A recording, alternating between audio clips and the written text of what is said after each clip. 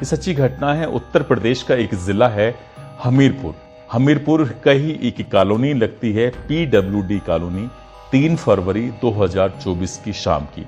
यहां से लगभग 82 किलोमीटर दूर एक जिला है जालौन, उसी का ही एक इलाका लगता है उरई। उरई के रहने वाले विजय ओमेरे, उनकी बारात गई थी इसी हमीरपुर सदर कोतवाली क्षेत्र में। और जब बारात जाती है तो बारात में घर के लोग भी, बाराती लोग भी और परिवार रिश्तेदार सभी लोग शामिल होते हैं। बड़ी धूमधाम से शादी समारोह होता है, सब कुछ ठीक ठाक होता है। अगला दिन निकलता है यानी कि 4 फरवरी 2024 और दुल्हन को खुशी खुशी विदा कर दिया जाता है। और जब ये दुल्हन विदा हो रही थी तब लोगों में बड़ी खुशी की लहर भी थी, क्योंकि सब कुछ जो किया था उस लड़की के भाई ने किया था। भाई की वो ऐसी बहन थी इकलौती, क्योंकि माता और पिता पहले ही मर चुके थे। बहन को बड़े नाजों से पाला गया था, लेकिन उसकी उम्र लगभग 35 साल के आसपास हो चुकी थी।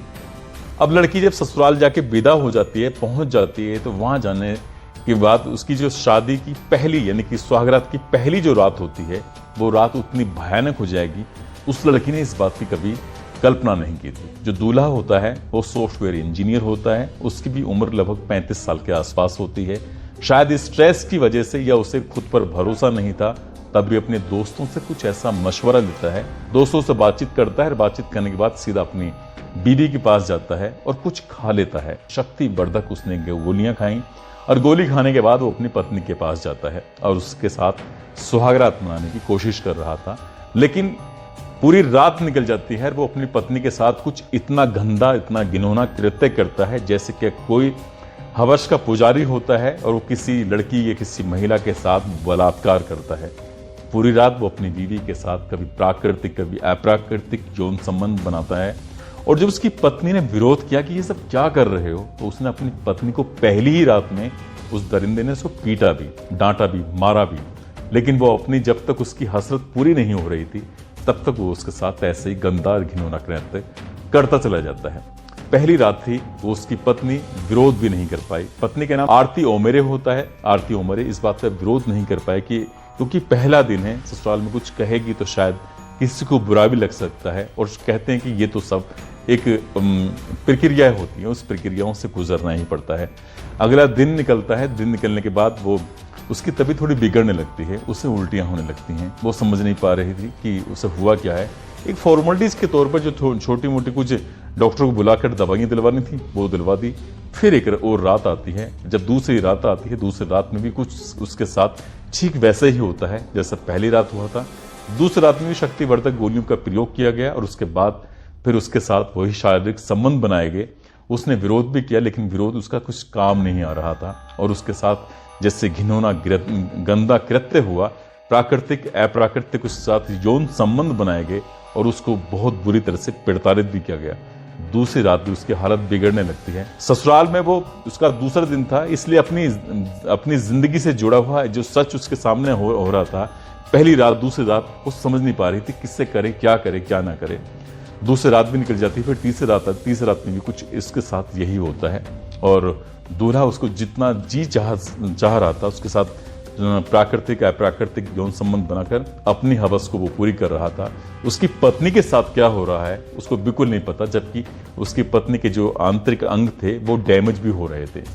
तीसरा दिन यानी कि वो अपनी जेठानी से बताती है कि मेरी तबीयत बहुत ज्यादा खराब है, मैं समझ नहीं पा रही हूँ कि आखिरकार करूँ क्या। उसे लगातार उल्टियां पे उल्टियां हो रही हैं और किसी छोटे मोटे डॉक्टर को दिखाया, लेकिन उससे उसे आराम नहीं मिला। उसकी जेठानी होती है, जेठानी ने लड़की के मायके वालों को सूचना दी कि तुम्हारी बहन की तबीयत बिगड़ रही है, समझ नहीं आ रहा कि आखिरकार बात क्या है, उसका आकर देख लो और हो सके तो कहीं से अच्छी जगह इसका इलाज करा दो। लड़की वाले आखिरकार इस बात को सुनते हैं और सुनने के बाद उन्हें भी समझ नहीं आ रहा था कि अभी तो उसकी 2-3 दिन पहले यहाँ से विदा होकर गई है, लेकिन आखिरकार हो क्या रहा है। 1-2 दिन लग जाते हैं, यानी कि 7 फरवरी 2024 को लड़की का भाई उसके पास जाता है और जाने के बाद जब देखता है तो लड़की की हालत वाकई बहुत ज़्यादा ख़राब होती है। लड़का समझ से परे था, इसलिए उसे अपनी बहन को यहाँ से लेकर सीधा कानपुर जाता है। कानपुर के ही एक प्राइवेट नर्सिंग होम में अपनी बहन को एडमिट करा देता है। जब बहन का इलाज चल रहा था तब भाभी उसे पूछ बैठती है कि आखिरकार बेटा क्या बात है, तुम इतनी परेशान क्यों हो, तुम्हारी तबीयत इतनी खराब क्यों हुई है, क्या वजह है। तब वो अपनी भाभी को पूरी कहानी बयां करती है कि उसका जो पति है उसके साथ जो शायद एक संबंध बना रहा था, उसने शायद कुछ ऐसी गोलियों का प्रयोग किया जिससे क्या उसकी तबीयत लगातार बिगड़ती चली गई और उसने उसके साथ प्राकृतिक अप्राकृतिक हर तरह से उसके साथ संबंध बनाए।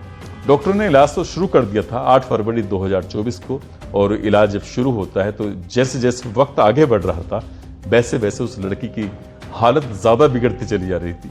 वो समझ नहीं पा रही थी कि आखिरकार हो क्या रहा है। डॉक्टर भी नहीं समझ पा रहे थे कि आखिरकार इसके साथ हो क्या रहा है। तभी एक डॉक्टरनी भी उसके साथ रहती है और डॉक्टरनी भी समझने की कोशिश कर रही थी।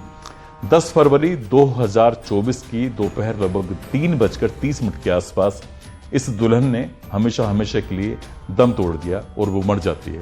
जब मरती है तो घर में रो रो कर लोगों का बुरा हाल हो जाता है। फिर मीडिया वालों के पास तक ये बात जब पहुंचती है तो मीडिया वालों ने उस डॉक्टरनी से बातचीत करने की कोशिश की कि आखिरकार इसके साथ हुआ क्या था। तब डॉक्टरनी ने भी दबी जुबान में अपने नाम न छापने की शर्त पर यह बताया कि इस लड़की के साथ कुछ ऐसा हुआ है जैसे कई लोगों ने मिलकर इसका सामूहिक बलात्कार किया हो, सामूहिक गैंगरेप किया हो, और इसे इतनी प्रताड़ना दी गई है जिसकी वजह से इसके जो शरीर के आंतरिक अंग थे वो भी डैमेज हो चुके हैं। इसका पोस्टमार्टम भी कराया जाता है। शव इसका अंतिम संस्कार के लिए पहुंचता है तो परिवार वालों का रो रो कर बुरा हाल हो जाता है। लोग सोचने पर मजबूर हो जाते हैं। जब भाभी के सामने एक मीडिया कर्मी ने अपना कैमरा लगाया, उससे पूछा कि क्या बात है, क्या आप बता सकते हैं, तब उसने बताया कि उसके पति ने कुछ शक्तिवर्धक गोलियां खाने के बाद उसके साथ शारीरिक संबंध बनाए थे, जिसकी वजह से उसकी ननद की हालत बिगड़ती चली गई और वो वक्त पर उसका इलाज करा देते तो शायद वो जिंदा होती। उसके साथ ऐसा कुछ नहीं होता। लोग ये कहने लगे कि ये लड़की वाकई बहुत अभागी थी। पहले तो इसके माँ बाप मर चुके थे, हालांकि भाई ने पूरी ईमानदारी के साथ उसकी शादी की, लेकिन जिसके साथ इसने जीने मरने की कस्में खाई थी 7 जन्मों तक, वो भी 7 दिन तक ही उसके साथ रह सकी। और जो भी हुआ है भयानक होता है। इस घटना के बाद लोगों को यकीन नहीं हो रहा था कि एक दूल्हा अपनी दुल्हन के साथ आखिरकार ऐसा कदम कैसे उठा सकता है।